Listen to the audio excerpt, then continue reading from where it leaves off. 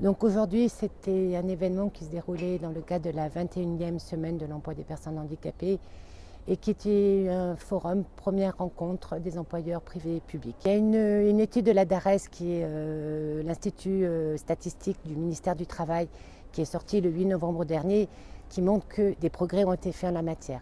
Quelques données de cadrage, le taux d'emploi dans le privé a augmenté, donc nous sommes à 3,4% avec une augmentation de 0,1% sur un an. Le taux dans la fonction publique a augmenté aussi avec 5,32%. Si on regarde aussi la façon dont les entreprises pratiquent pour satisfaire l'obligation d'emploi, 78% d'entre elles embauchent au moins une personne handicapée, 53% remplissent leur obligation d'emploi. Il n'y a plus que 7% des entreprises qui ne mènent ce qu'on appelle aucune action positive en direction de l'emploi des personnes handicapées.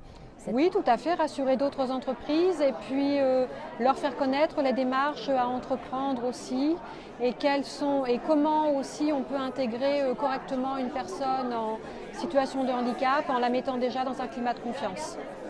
Et puis expliquer aussi à leurs propres collaborateurs l'intérêt qu'ils ont à se déclarer travailleurs en situation de handicap.